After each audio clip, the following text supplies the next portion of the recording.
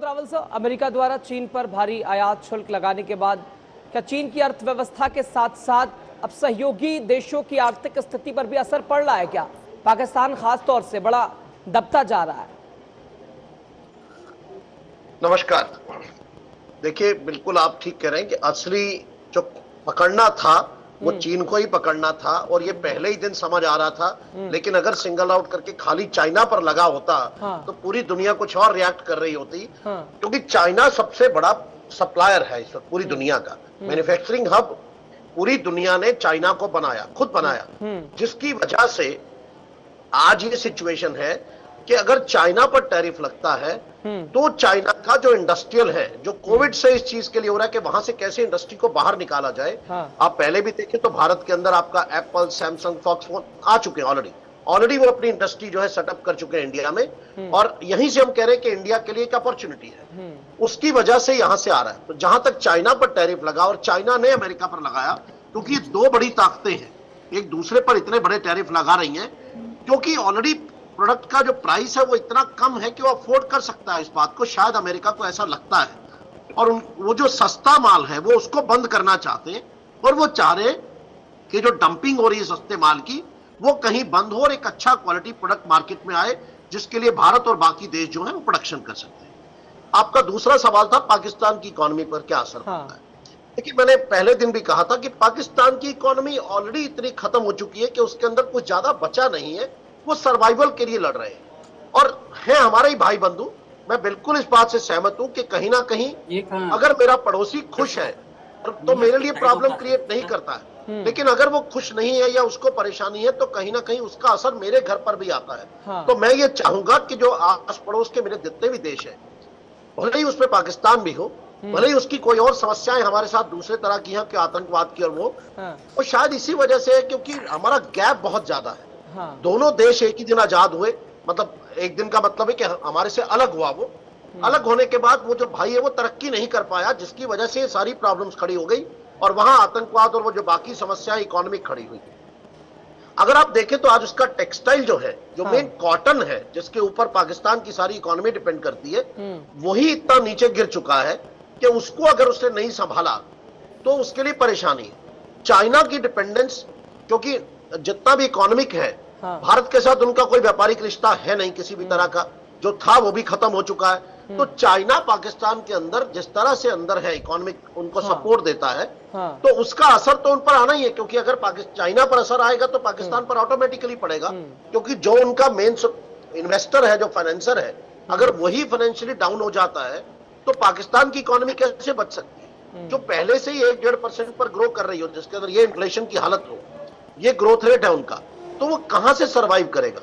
लेकिन उसके साथ साथ अमेरिका क्योंकि पाकिस्तान को बहुत सपोर्ट करता है और वो ऑलरेडी डेट में है, इतना डेट उनके ऊपर है कि उसको संभालना उनके लिए, उस कर्जे से बाहर निकलना मुश्किल है। कहीं ना कहीं रीस्ट्रक्चरिंग दोबारा से होगी।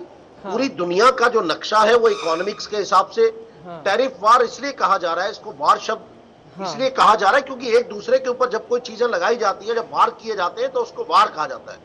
ये हिंदी का वार आप समझ लीजिए, अगर अंग्रेजी वाला अच्छा नहीं लग रहा है तो, क्योंकि WR अच्छा नहीं है तो हिंदी वाला एक दूसरे पर वार कर रहे हैं हम। जब हम वार कर रहे हैं तो उसको वार ही कहा जाएगा और कुछ नहीं कहा जा सकता। ठीक है, भले ही आपको इसमें चालें अलग किस्म की चली जा रही है। अमेरिका ने चली कि चाइना आ जाए, सिंगल आउट हो जाए, पूरी दुनिया से अलग हो जाए, इसीलिए उन्होंने, मैंने पहले दिन ये भी कहा था आपसे कि इसके अंदर 3 तरह की सिचुएशंस होंगी। कुछ लोग न्यूट्रल रह जाएंगे, जो हो रहा है होने दीजिए, लोग डायलॉग टेबल पर आएंगे, और जो तीसरे देश है वो रिटेलिएट करेंगे। तो चाइना उसके अंदर रिटेलिएशन की तरफ गया तो अमेरिका उसके साथ रिटेलिएशन में गया। वियतनाम ने डायलॉग के लिए कहा, उस पर एग्रीड हुए। इजराइल ने अपनी तरफ से ऑफर दिया। अगर आप इंडिया को देखें तो इंडिया ने रिएक्ट ही नहीं किया किसी भी तरह से, क्योंकि इंडिया के प्रधानमंत्री उनसे पहले ही मिलकर आए थे, तो शायद ये कोई टॉपिक डिस्कस हो गए होंगे या कोई उनके पास इंफॉर्मेशन रही होगी, मैं नहीं जानता। लेकिन कहीं ना कहीं इस मुद्दे पर कहीं ना कहीं कुछ चर्चाएं हुई हैं, जिसकी वजह से भारत बिल्कुल इसके अंदर अभी तक बिल्कुल न्यूट्रल है। बाकी देश उसकी तरफ देख रहे हैं, लेकिन उन्होंने रिएक्ट नहीं किया। आप देखिए, EU ने रिएक्ट किया, वियतनाम ने किया, चाइना ने किया, इवन और देशों ने किया, लेकिन इंडिया उन देशों के साथ रहा जो न्यूट्रल है। और इंडिया की पुरानी ये पॉलिसी रही है कि वो जल्दी से रिएक्ट नहीं करता है किसी भी चीज को, अपने आप को बिल्कुल न्यूट्रल रख के चलता है, और बाद में जब सब कुछ देख लेता है अब पॉज लगा तो सब पर लगा, 90 डेज का हम पे भी लगा, पाकिस्तान पे भी लगा, लेकिन पाकिस्तान ऑलरेडी चाइना पर इतना ज्यादा डिपेंडेंट है और अमेरिका पर कि उनके लिए उसको हैंडल करना मुश्किल हो रहा है। तो मैं गोडसे साहब की इस बात के लिए उम्मीद करता हूं कि उन्होंने कहा 1 हफ्ते में सब ठीक हो जाएगा, शायद उनके पास कोई ऐसी सूचना हो, गोडसे साहब हमसे शेयर कर दीजिए, तो 1 हफ्ता हम किसी तरह से सारे देश झेल लेंगे और काम बन जाएगा। छोटा सा कमेंट अब तक कितना मार्केट संभली है और संभलने में अभी और कितना समय लग सकता है इस टैरिफ वॉर के बाद? देखिए, जिस तरह से अभी आप देखिए कि कल 90 डेज का जब पॉज दिया और उसके बाद थोड़ा सा मार्केट रिकवर कर गई। अगर इंडियन मार्केट की बात करें तो अच्छी खासी रिकवर हुई, ऐसा नहीं कि कोई कमजोर रही। तो स्टॉक मार्केट जो है, बिल्कुल मैं सहमत हूं कि वो सेंटीमेंट्स पर चलती है और ये शॉर्ट टर्म में आपको ये दिखाई दे रहे हैं, ये लॉन्ग टर्म में ये इफेक्ट कभी भी नहीं होते, ये सब रिकवर हो जाते हैं। आप देखिए कोविड में मार्केट सबसे ज्यादा गिरी और कितनी जल्दी रिकवर होकर के आज हम उसकी बात भी नहीं कर रहे और कितनी बुलिश हो गई। इससे पहले के भी आप देखेंगे, अगर मार्केट फॉल्स तो मार्केट फॉल हुए लेकिन रिकवर कर जाते हैं। तो लॉन्ग टर्म में इसका कोई इफेक्ट नहीं आने वाला है किसी भी तरह से।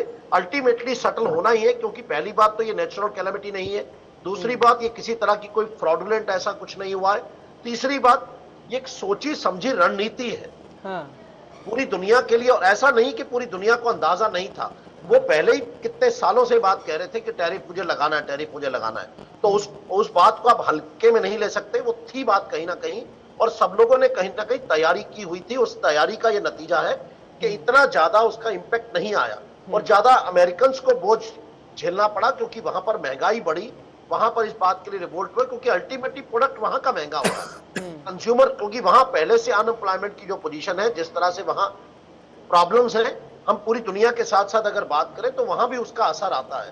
तो ऐसा नहीं है कि ये पॉज खाली इसलिए किया गया कि पूरी दुनिया को कोई रिलीफ देना था। ठीक है, उसका एक तरीका होता है कि आप आर्म ट्विस्टिंग करते हैं, उसके बाद आप डायलॉग टेबल पे आते हैं, या पहले डायलॉग करते हैं और बाद में आप उसको डिक्लेयर करते हैं, तो डिपेंड करता है, अपना अपना स्टाइल हो सकता है सबका। यहां सिचुएशन ये है कि जिस तरह से अमेरिका के अंदर 10 दिन के अंदर महंगाई का इंपैक्ट देखने को मिला, उसका असर वहां के जो मेन थिंक टैंक के जो मेन इकोनॉमिस्ट है, उन्होंने भी इस बात को रिएक्ट किया कि ये इस तरह से अमेरिका का फायदा नहीं होगा। तो उसको देखते हुए ये सब जो चेंजेस है वो किए जा रहे हैं। और स्टॉक मार्केट की जहां बात करें तो मुझे नहीं लगता इसका बहुत ज्यादा असर देखने को आएगा in long term. Short term में तो दिखा आपको रिकवरी भी हो जाएगी, लेकिन कहीं ना कहीं सिचुएशन ये है कि एक इकोनॉमिक जो इक्विलिब्रियम है वो वहां से चेंज होने की सिचुएशन में है, क्योंकि अभी तक चाइना पिछले 90 से अगर हम बात करें तो 90 के बाद इकोनॉमी उठनी शुरू हुई। प्रोफेसर साहब ने एक्सप्लेन किया उस बात को, मैं दोबारा उस पर नहीं जाऊंगा कि वो जिस तरह से इकोनॉमी चाइना को उठाया गया, मैं कहूंगा उठी नहीं, उठाया गया उसके बाकी कंट्रीज के लिए। तो आज चाइना से जिस तरह से मोह भंग हुआ है या जिस तरह की चीजों में दिक्कत आई, उस वजह से आज चाइना ट्रबल में है। और चाइना का जो प्रोडक्ट है एक तरह से वो बाकी पूरी दुनिया के लिए, पूरी ग्लोबल बाजार के लिए खुला है कि कोई और बनाना चाहे तो बना सकता है और कम प्राइस पर दे सकता है। लेकिन चाइना ये पहले भी करता है कि वो दूसरी कंट्रीज के रूट से जाता है, उसका प्लान बी हमेशा रेडी रहता है, कभी वो प्लान ए से काम नहीं करता तो प्लान बी जाता है। तो उसके लिए भी अमेरिका तैयार है। अमेरिका इस बात को पूरी नजर रखे हुए कि कहां से माल जा रहा है, कैसे है, क्योंकि इससे पहले भी जब टैरिफ लगे थे तो तब भी चीन की जीडीपी गिरी थी जब 18 से 20 के, और ट्रंप साहब का चाइना के साथ शायद पुराना रिश्ता है क्योंकि तब भी उन्होंने ही लगाया था। तो जब वो गिरी थी उसके बाद फिर इकोनॉमी जो है अल्टीमेटली संभली, और 20 के बाद जब कोविड आया तो बिल्कुल उसका असर अलग से दिखाई दिया, उसमें भी कहीं ना कहीं चाइना का रोल था और अमेरिका को बहुत नुकसान उठाना पड़ा उस कोविड की वजह से। जहां तक फार्मा सेक्टर की बात है, जो मेन प्रॉब्लम है, जो प्रोफेसर साहब ने बिल्कुल सही उठाया कि 80% रॉ मटेरियल, मुझे याद नहीं शंभू साहब ने कहा था या गिरी साहब ने, कि 80% जो रॉ मटेरियल है वो चाइना प्रोड्यूस करता है। तो जब चाइना का उस फैक्टर को कैसे कैलकुलेट किया जाएगा और कितना समय लगेगा कि बाकी दुनिया के देश उस सिचुएशन में आ पाए और उस रॉ मटेरियल को प्रोडक्शन करने के लिए जो इंडस्ट्रीज लगनी है, जो कुछ लगना है, कौन कितना तैयार है। जहां तक भारत की बात करें, भारत को जो सबसे बड़ी प्रॉब्लम है वो ब्यूरोक्रेटिक है।